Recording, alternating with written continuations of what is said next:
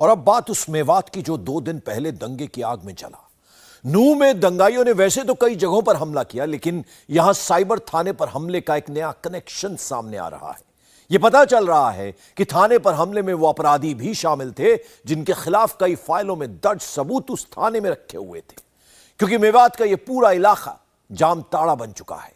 जामताड़ा यानी साइबर ठगी का दूसरा नाम। इस गैंग के खिलाफ हरियाणा पुलिस ने कुछ महीने पहले एक बहुत बड़ा ऑपरेशन चलाया था। तब जाकर इस मेवाती गैंग को धर दबोचा था। इनमें से कुछ जमानत पर रिहा हो गए और अब पता यह चल रहा है कि अपने खिलाफ सबूत मिटाने के लिए उन्होंने थाने को ही निशाना बना दिया। पूरी रिपोर्ट देखिए।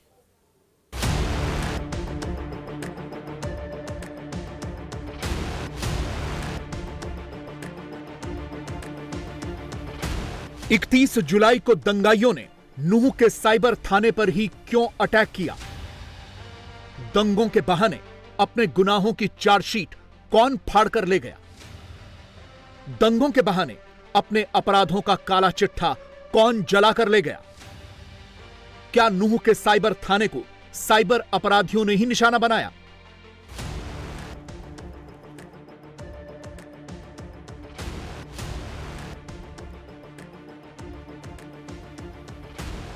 नूह में 31 जुलाई को दंगाइयों ने बहुत सारी जगहों पर हमला किया, लेकिन नूह के साइबर थाने पर यह हमला बहुत सोच समझकर किया गया था।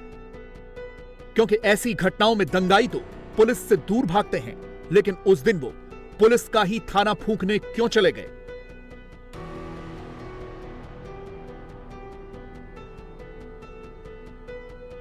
थाने पर हमले के मामले में दर्ज एफआईआर में क्या लिखा है? एफआईआर में लिखा है कि 31 जुलाई को दोपहर में करीब 3:30 बजे हजारों की संख्या में दंगाइयों की भीड़ आई। दंगाइयों ने थाने का घेराव किया और पत्थरबाजी की। पुलिस वालों को जिंदा जला देने की धमकी दी। फिर एक बस टकराकर थाने की दीवारों और मेन गेट को तोड़ दिया। इसके बाद पुलिस के ऊपर अवैध असलहों से फायरिंग की। पुलिस ने भीड़ को कंट्रोल करने के लिए पहले आंसू गैस के गोले छोड़े, लेकिन जब भीड़ नहीं मानी तो पुलिस ने हवाई फायरिंग की। पुलिस की तरफ से हवा में कई राउंड गोलियां चलाई गईं। थाने के सीसीटीवी में भी उग्र भीड़ रिकॉर्ड हुई है। आप देख सकते हैं कि कैसे भीड़ पूरे थाने को ही नष्ट करने पर आमादा थी। पुलिसकर्मी मजबूर और बेबस थे। थाने के अंदर ही किसी तरीके से अपनी जान बचा रहे थे। एफआईआर में आगे लिखा है कि दंगाइयों ने थाना परिसर में खड़ी एक सरकारी गाड़ी समेत 4 गाड़ियों और 1 बाइक को आग के हवाले किया। इसके अलावा करीब 10 गाड़ियों में तोड़फोड़ की, जिनमें से ज्यादातर पुलिसकर्मियों की ही गाड़ियां थीं। इसके बाद भीड़ में शामिल दंगाई थाने का लैपटॉप और कुछ सरकारी कागजात और सामान लूटकर भाग गए। हम इस समय नूह के साइबर क्राइम थाने पर मौजूद हैं। ये वो थाना है जिसमें सोमवार को दंगाइयों ने जमकर तोड़फोड़ की। आप इस थाने के बाहर की तस्वीरें हम आपको दिखा रहे हैं, हालात हम आपको दिखा रहे हैं कि किस तरीके से इस थाने के अंदर तोड़फोड़ की गई। ये क्योंकि मेन गेट जो साइबर क्राइम थाना है उसका बंद था, पुलिस ने उसको अंदर से लॉक किया हुआ था। लगातार दंगाई उसको तोड़ने की कोशिश कर रहे थे, लेकिन जब वो इसमें सफल नहीं होते हैं तो बकायदा इस बस को लेकर आया जाता है। ये बस देखिए, बस से जो साइबर क्राइम थाने की दीवार है उसमें जोरदार टक्कर बस से मारी जाती है, और जब ये दीवार टूटती है तो उसके बाद दंगाई इस साइबर क्राइम थाने के अंदर घुसते हैं। यहां से वो लोग अंदर जाते हैं, थाने के अंदर जाकर वो जमकर तोड़फोड़ करते हैं। जो कंप्यूटर लगे हुए थे, जो लैपटॉप थाने के अंदर थे, इसके अलावा जो सरकारी फाइलें थी उनमें उनको आग के हवाले कर दिया जाता है। तोड़फोड़ उसमें की जाती है और कई लैपटॉप लेके जो दंगाई थे वो यहां से फरार हो जाते हैं। तो सवाल यह है कि दंगाइयों ने आखिर इस थाने को ही निशाना क्यों बनाया? क्या यह सब एक सोची समझी साजिश के तहत ही किया गया था? यह सवाल इसलिए उठ रहे हैं क्योंकि अप्रैल के महीने में हरियाणा पुलिस ने इस पूरे इलाके में एक बहुत बड़ा ऑपरेशन चलाया था। हरियाणा पुलिस ने अप्रैल में साइबर अपराधियों के खिलाफ सबसे बड़ी रेड की थी, जिसमें नूह जिले में एक साथ 5000 पुलिसकर्मियों ने छापा मारा था। 14 गांवों में 300 जगहों पर एक साथ यह छापामार कार्रवाई हुई थी। इसके बाद नूह जिले से 125 साइबर अपराधियों को पुलिस ने गिरफ्तार किया था। इनमें से बहुत से अपराधी मोस्ट वांटेड थे। उनके ऊपर दूसरे राज्यों में कई कई केसेस दर्ज थे। इन सब की इन्वेस्टिगेशन नूह के इसी साइबर क्राइम थाने में चल रही थी। जाहिर है कि थाने में ही इनके खिलाफ सारे सबूत थे, सारे रिकॉर्ड्स थे। तो क्या 31 जुलाई को इन्हीं रिकॉर्ड्स और सबूतों को मिटाने के लिए दंगे में थाने को निशाना बनाया गया? अब हम आपको बताते हैं कि आखिर साइबर क्राइम थाने को ही दंगाइयों ने क्यों चुना।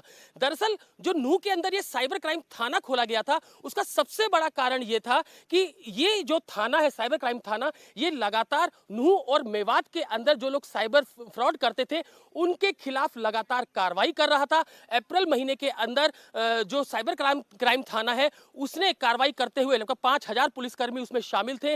वो लोग नूह और मेवात इलाके में जाते हैं और जो लोग साइबर फ्रॉड कर रहे थे उनकी गिरफ्तारी वहां से की जाती है। लगभग 125 ऐसे लोगों को गिरफ्तार किया जाता है जो कि साइबर फ्रॉड में शामिल रहे हैं। जो पुलिस सूत्र हमें बता रहे हैं, उनका कहना है कि जो नूह और मेवात का इलाका है ये पूरे तरीके से एक दूसरा जामताड़ा बनता जा रहा था।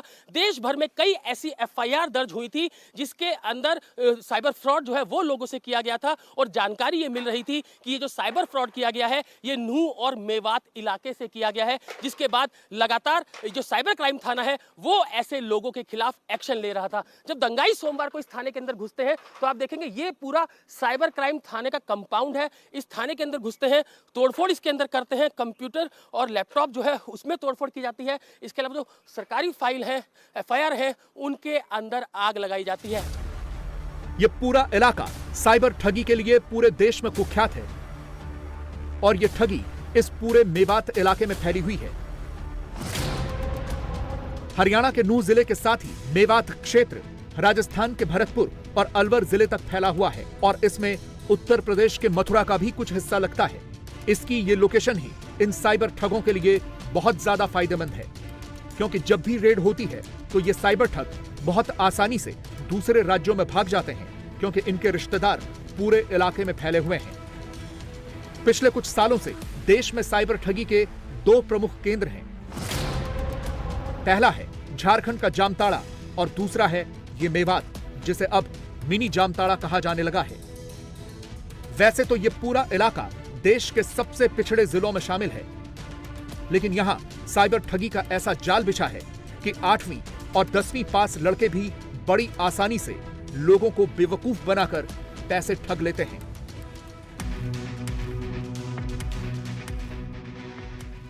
इस इलाके में यह पूरा साइबर ठगी का धंधा लॉकडाउन के समय ही शुरू हुआ था, क्योंकि उस वक्त यहां के युवा अपने अपने घर लौट आए।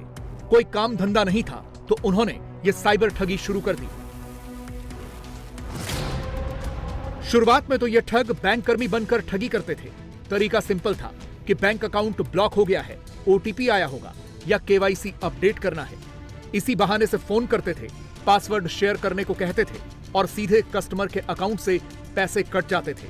लेकिन फिर इसकी जागरूकता बढ़ी तो इन ठगों ने भी ठगी करने के लिए नए नए तरीके खोज निकाले। जब ठगी नहीं हुई तो सेक्सटॉर्शन बढ़ गया, यानी व्हाट्सएप से अश्लील वीडियो कॉल रिकॉर्ड करना और फिर वायरल करने की धमकी देकर पैसे ऐंठना। मॉडस ऑपरेंडी सीधी है, दूर दराज के राज्यों के लोगों को निशाना बनाना, यानी तमिलनाडु, केरल, महाराष्ट्र और कर्नाटक जैसे राज्यों को निशाना बनाया जाता है, क्योंकि तमिलनाडु या केरल से साइबर ठगी के केस में यहां पुलिस का आना मुश्किल है। क्योंकि इन ठगों को ठगी करने में तो सिर्फ कुछ ही सेकंड्स लगते हैं, लेकिन पुलिस के लिए उसे इन्वेस्टिगेट करना महीनों का काम हो जाता है, क्योंकि प्रक्रिया बहुत लंबी है। पहले पीड़ित पुलिस के पास जाएगा, अपनी एफआईआर दर्ज करवाएगा, फिर पुलिस अपनी जांच शुरू करेगी। जिस अकाउंट में पैसा ट्रांसफर हुआ है उसके बैंक से जानकारी लेगी, जिस नंबर से कॉल आया था उसके मोबाइल ऑपरेटर से जानकारी लेगी। जब तक जानकारी आएगी तब तक अपराधी पैसे ठिकाने लगा देता है। यह सारी लंबी प्रक्रिया के काम है, लेकिन जब धीरे धीरे हरियाणा पुलिस के पास देश के दूसरे राज्यों की पुलिसों की शिकायतें मिलने लगी तो पुलिस ने भी थोड़ी गंभीरता दिखाई। जांच की तो पता चला कि यह पूरा इलाका दूसरा जामताड़ा बन चुका है। हरियाणा पुलिस ने इस इलाके से जा रहे सारे कॉल्स को एनालाइज किया। इसके बाद उन गांवों को शॉर्टलिस्ट किया गया जहां से ये कॉल्स किए जाते थे। कुल 14 गांवों को शॉर्टलिस्ट किया गया। इसके बाद पुलिसकर्मियों को स्पेशल ट्रेनिंग दी गई। यही नहीं, 40 साइबर एक्सपर्ट्स की मदद भी ली गई। इन आरोपियों के सारे फेक सिम और बैंक अकाउंट्स की पूरी डिटेल्स निकाली गई। इसके बाद कुल 320 आरोपियों की लिस्ट बनाई गई। पुलिस को 28,000 शिकायतों में इन साइबर ठगों की इन्वॉल्वमेंट मिली, जिसमें ठगी का कुल अमाउंट 100 करोड़ रुपए से ज्यादा का था।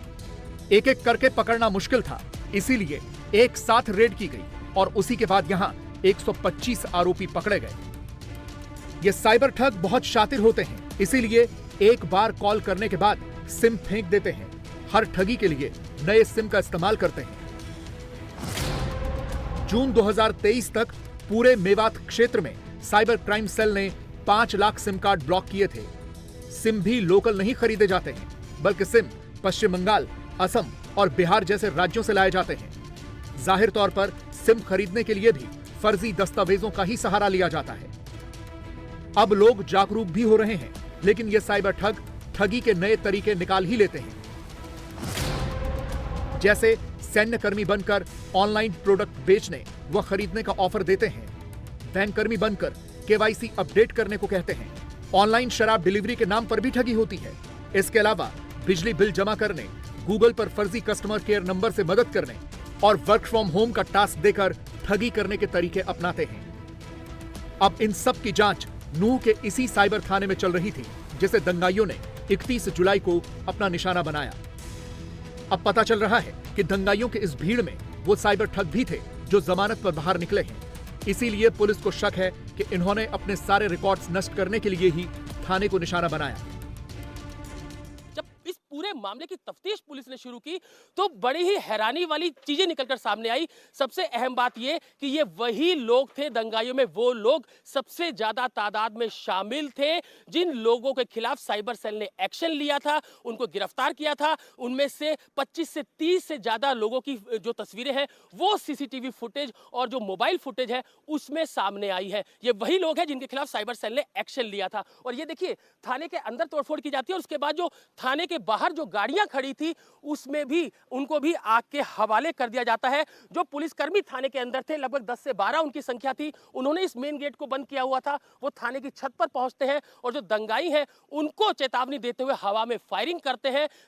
तकरीबन 125 राउंड फायरिंग जो है वो साइबर सेल पुलिस की तरफ से जो पुलिसकर्मी अंदर थे वो छत से करते हैं, जिसके बाद दंगाई यहां गाड़ियों में आग लगाकर मौके से फरार हो जाते हैं। साइबर थाने पर हुआ हमला कितना वेल प्लान्ड और खतरनाक था, इसकी गवाही खुद चश्मदीद भी दे रहे हैं। आते आते इन्होंने पहले पुलिस थाने को पूरा तहस नहस कर दिया, तोड़ दिया बिल्कुल। बस से लाके टक्कर मारी है पुलिस थाने में। पुलिस ने अपनी जान बड़ी मुश्किल से बचाई है। यहाँ से आपने रिकॉर्ड किया, यहाँ पर देख रहे थे उस समय क्या हो रहा था, कितने लोग थे यहाँ पर? हजारों की तादाद में कहाँ से आ रहे थे, क्या क्या? चारों तरफ से पब्लिक आ रही थी, लाठी डंडे पत्थर सब कुछ था उनके पास। बहुत बहुत मतलब इतना भीड़ भयंकर भीड़ था। हम पथराव शुरू कर दिए, जो गाड़ियाँ टूटी हुई हैं, पुलिस की गाड़ियों में हमारे सामने खड़े खड़े आग लगा दी। पुलिस ने अपनी जान बड़ी मुश्किल से हवाई फायर कर करके अपने आप को बचाया है। इंडिया टीवी हर वक्त हर जगह डाउनलोड करने के लिए सर्च करें India TV news Google play store या ऐप स्टोर पर।